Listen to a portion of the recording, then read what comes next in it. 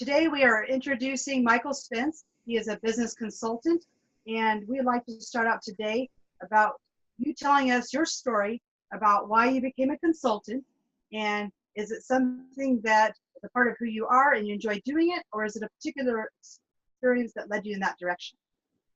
Yeah, sure. So, my roots actually come from education roots, right? So in high school, I was pretty much a jock. I played sports. I looked up to coaches. When I went to college, I looked back and said, you know what, I enjoyed my coaches made my high school experience better. I went to school for phys ed and health and ended up becoming a phys ed teacher and a coach right out of college. So I've always been coaching people and building teams, like in the traditional sports aspect. And when I moved from education into corporate, it was into a sales role where within a few years I quickly took on some leadership and team development responsibilities without them necessarily being assigned to me, which led me to become a sales team leader and a trainer, which started with a small group of 5, and at its peak was a group of 70 people, where we run bi-weekly trainings. So coaching has kind of been deep-rooted in me, right? Even through my education since the earliest of my career, right? My undergrad studies, then I ended up working in higher education, being a professor. So I've got like teaching and coaching very deep in my background. And when I was working as a trainer, working with, these 50 people, I used some things that I learned in my grad degree about using data and scientific methods, to make database decisions and kind of, using those education roots to set objectives and outcomes and measure against those to measure success. So what kind of consulting do you focus on with companies, and what's kind of a high level view of your process? What I consult on is sales, marketing, branding related, right? So I like to look at the bottom line and how can I work with the company to improve the quality of leads, the revenue that's coming in the door, where is there leakage in their pipeline, how can we make that more efficient, how can we tie in technology to automate some of the process to pull in more data so that sales reps can sell better and sell faster. So it's really a lot of sales consulting, sales marketing for the most part, and growth related, right? But it's all about driving new revenue so they can grow their businesses. High level, my style, I would say, is I'm kind of the guide on the side, right? I don't come in like I have all the answers.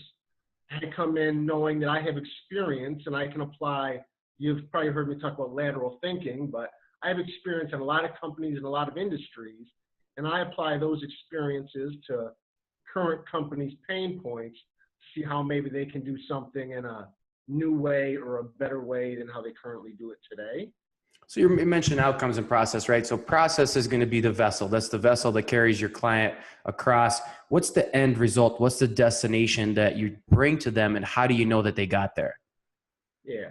So the destination is positive ROI on their investment. We take metrics. So we benchmark against competitors and we benchmark against their current, where they're currently at. Because just like you tell an individual, it's like you don't always want to compare yourself to someone else because it's not apples for apples, right? But you do want to measure where the industry leaders are. But the best is to set goals against where you are currently and measure your success on the improvement against those benchmarks. So we take benchmarks and we take metrics that apply to the bottom line, right? Operational efficiency, inbound revenue, profit margins.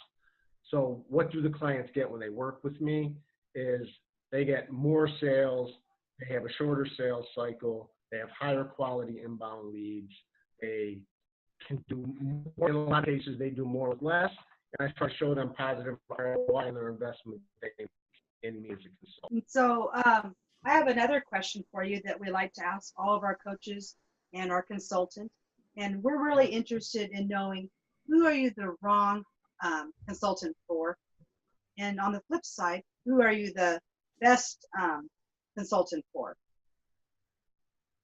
Yeah, so I'd say I'm the wrong consultant in most cases for an individual. There are someone with maybe a sales leader in a role leading a team. I would still take them on as an individual client. But usually individuals don't fit, with the exception of a sales leader that's already leading a team and maybe in a high growth company, or somebody that just hit a wall and they need some fresh perspective, or the founder of somebody that's a high growth startup and doesn't have a huge team, but if they have a strong product that just needs some strategy to penetrate the market and get traction, then I may entertain that. Who's the ideal client is someone that's running a team that already has a growth mindset, that's receptive to constructive feedback, that's willing to take a look at the way things are done today and be open-minded enough to say there may be new ways and better ways to get the same results or better results. I really like to challenge people not to just look within their industry, to look at what the best practices in other industries that they may have a system that can be applied right into a sales role that comes. Here's a great example I use with a lot of clients, and it's like, I don't know what it was, the Lamborghini Grand Prix or something, right? And the way that they work, when a race car comes off, right, they change out all the tires, and like they got 5 people in the pit and they don't talk, and they change out everything on the car in like 15 seconds, and it moves like a well-oiled machine. Well, there's a healthcare system that applied that to the emergency room and doing heart transplants. And this is right. We're talking healthcare and we're talking race cars. And they took it was Formula One that it was. They took what Formula One was doing, the way they worked as a team in the cockpit, and applied that to the operating room. And I don't know what the stat was, but they cut death rates by like 60% in a year, and then Formula One ends up becoming a sponsor and this, that, and the other. So point being, I'd like to look at what's happened, where can we learn something outside of the box, outside of our industry, outside of what our competitors are doing, and apply that to your business in a completely different industry to streamline efficiency.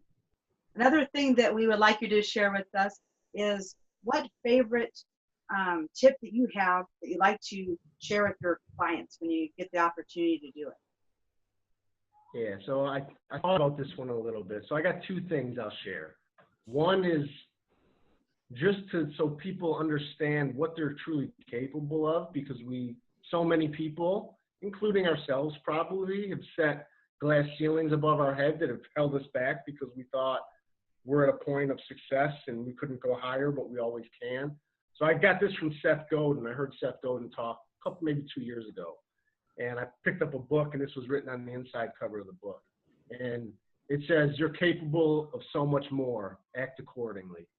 So that's something I say to everyone, so that they just realize that they have so much potential if they just put their head down and do the work, that it's self-limiting beliefs 90% of the time, right?